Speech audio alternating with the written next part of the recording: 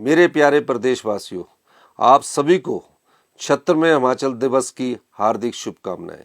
देश को आज़ादी मिलने के 8 माह बाद 15 अप्रैल 1948 को यह सुंदर पहाड़ी प्रदेश 30 छोटी बड़ी पहाड़ी रियासतों के विलय के साथ केंद्र शासित चीफ कमिश्नर्स प्रोविंस के रूप में अस्तित्व में आया। प्रदेश को एक अलग राज्य के रूप में स्थापित करने का श्रेय तत्कालीन नेतृत्व के साथ साथ प्रजामंडल आंदोलनों के नायकों व आंदोलनकारियों और यहाँ की जागरूक जनता को जाता है। हिमाचल प्रदेश के गौरवमयी इतिहास में धामी गोलीकांड, सुकेत सत्याग्रह, पजौता आंदोलन का विशेष स्थान है। मैं इस अवसर पर हिमाचल निर्माता तथा प्रदेश के प्रथम मुख्यमंत्री डॉक्टर यशवंत सिंह परमार तथा उन सभी महानुभावों के प्रति कृतज्ञता व्यक्त करता हूं, जिन्होंने इस प्रदेश को विशेष पहचान तथा अलग राज्य का दर्जा दिलवाने के लिए अथक प्रयास किए। हिमाचल प्रदेश को वीर भूमि के नाम से भी जाना जाता है। इस अवसर पर मैं प्रदेश के उन सभी बहादुर सैनिकों को श्रद्धांजलि अर्पित करता हूं, जिन्होंने वतन के लिए कुर्बानियां दी है। मैं प्रदेशवासियों का भी आभार व्यक्त करता हूं, जिन्होंने प्रदेश को देश विदेश में खास पहचान दिलाई है। साथियों, 11 दिसंबर 2022 को हमारी सरकार ने कार्यभार संभाला। इसी के साथ प्रदेश में जन कल्याण एवं व्यवस्था परिवर्तन के नए युग का सूत्रपात हुआ। मैं मुख्यमंत्री पद की शपथ लेने के बाद सचिवालय जाने की परंपरा को बदलते हुए सबसे पहले बालिका आश्रम टुट्टी गंडी गया और मैंने पाया और महसूस किया और उनसे कुछ सीखा और हमने ये सोचा कि इन बच्चों में कुछ कर गुजारने का जज्बा इनके मन में सजोए बैठा है। उस दृष्टि से हम आगे बढ़े और मुझे खुशी है कि 1 जनवरी 2023 को नव वर्ष के शुभ अवसर पर हमने 101 करोड़ रुपए का मुख्यमंत्री सुख आश्रय कोष की स्थापना की। मकसद था कि जो बच्चे अपनी माता को खो देते हैं, जो बच्चे अपने पिता को खो देते हैं, उनके मन में एक ऐसी भावना होती है कि उन्हें जीवन में ये लगने लगता है कि कहीं वो जीवन में कैसे आगे बढ़ सकेंगे। मैंने उनके दर्द को समझा और इस दर्द को समझने के बावजूद हमने उनको एक अधिकार दिया, जिसमें सरकार ही माता और सरकार ही पिता के विचार को आगे बढ़ाया गया। अब ये बच्चे चिल्ड्रन ऑफ द स्टेट कहलाएंगे। इन बच्चों के सुख दुख और भविष्य की जो भी पढ़ाई का खर्चा होगा वो हिमाचल प्रदेश सरकार उठाएगी। मैं इस बात का बताने में बड़ी खुशी महसूस करता हूँ कि इन बच्चों के मन में आत्मसम्मान की और स्वाभिमान की भावना को हमने जिंदा रखा है। इस आत्मसम्मान और स्वाभिमान की भावना के अंतर्गत उन्हें किसी की दया दृष्टि पर निर्भर रहने के लिए मजबूर नहीं होना पड़ेगा। इस दृष्टि से हमें उन्हें अधिकार दिया कि जो बच्चा पैदा होते ही 27 साल की उम्र तक सरकार उसका पूरा ख्याल रखेगी, जिसके माता नहीं है, जिसके पिता नहीं है। हमारी सरकार ने जब ये पाया कि Himachal Pradesh subordinate selection board में बड़े पैमाने पर धांधलियां हो रही है, इस दृष्टि से हमने अधिकारियों को निर्देश दिए, पुलिस अधिकारियों को निर्देश दिए कि इस पर जो पेपर लीक पुलिस भर्ती के मामले से शुरू हुआ उसकी गहराई से छानबीन की जाए। और इस दृष्टि से हम सफल हुए।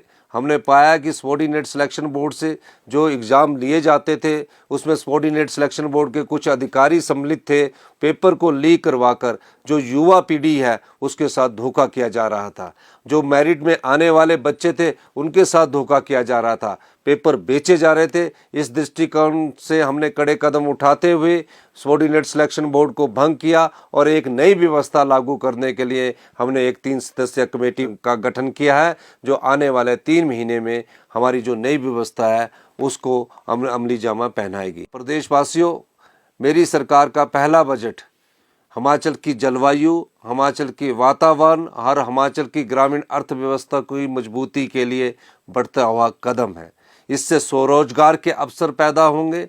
इस दृष्टिकोण से हमने हिमाचल प्रदेश को 31 मार्च 2026 तक ग्रीन राज्य के रूप में विकसित करने का योजना बनाई है। इस दृष्टि से हम आगे बढ़ रहे हैं। आप पाएंगे कि आने वाले समय में हिमाचल प्रदेश की जलवायु, हिमाचल प्रदेश की संस्कृति और हिमाचल प्रदेश के वातावरण के हिसाब से हमारी योजनाएं बनने जा रही है। मैं एक और बात आपके ध्यान में लाना चाहता हूं प्यारे प्रदेशवासियों कि हिमाचल आर्थिक बदहाली के दौर से गुजर रहा है। मुख्यमंत्री बनने के बाद मुझे 75,000 करोड़ रुपए का कर्जा पिछली सरकार के द्वारा हमें उपलब्ध हुआ है। यही नहीं, 11,000 करोड़ की देनदारियां जो सरकारी कर्मचारियों के 6th पे कमिश्नर और पेंशन भोगियों के एरियर के रूप में हमें मिली है। डीए के रूप में हमारी सरकार को 992 करोड़ रुपए की देनदारियां मिली है। फिर भी मैं हिमाचल की वासियों को ये विश्वास दिलाना चाहता हूँ, प्रदेश की आर्थिकी मजबूती के लिए हम आगे बढ़ रहे हैं और मेरा ये मानना है कि 4 साल में हमारी जो अर्थव्यवस्था है वो मजबूती से उभर कर आएगी और अगले 10 साल में हिमाचल प्रदेश हिंदुस्तान का सबसे अमीर राज्य जाना जाएगा। ये हम जिस दिशा से और जिस कार्य से हमारे मंत्रिमंडल के सदस्य और हम सब लोग कार्य कर रहे हैं। प्रदेशवासियों, भविष्य की चुनौतियों को सामना करने के लिए टेक्नोलॉजी का बहुत बड़ा योगदान है। हम जो अगर टेक्नोलॉजी के क्षेत्र में पिछड़ जाएंगे तो हमारा प्रदेश 20 साल पीछे चला जाएगा। इस दृष्टिकोण से भी हमारी सरकार बड़े कार्य कर रही है।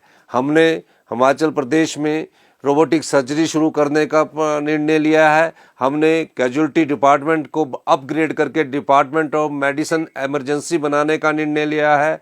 हमने मेडिकल कॉलेज को पूरा करने के लिए युद्ध स्तर पर कार्य शुरू किया है और उन मेडिकल कॉलेज को जो पिछले 4-5 साल से पूरे नहीं हो रहे थे उनको पूरा करने का योगदान हमारी सरकार दे रही है। प्रदेशवासियों को मैं एक बात का और भी आश्वासन देना चाहता हूँ, हमारी सरकार प्राकृतिक संसाधनों का उपयोग करके अपनी आय के स्रोतों को बढ़ाना चाहती है।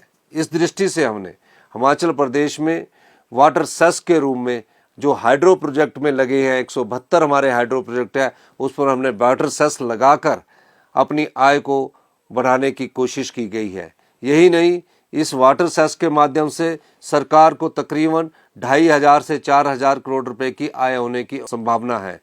इसी दृष्टिगत से हमने पिछले 4 वर्षों में जो भारतीय जनता पार्टी की पिछली सरकार रही थी उन्होंने ठेकों की नीलामी नहीं की थी। शराब के ठेकों की नीलामी ना होने के कारण 10% रिन्यू करने के बाद ठेकों को द्वारा से अलॉट कर दिया जाता था, जिससे प्रदेश के राजस्व को बहुत बड़ी हानि हुई।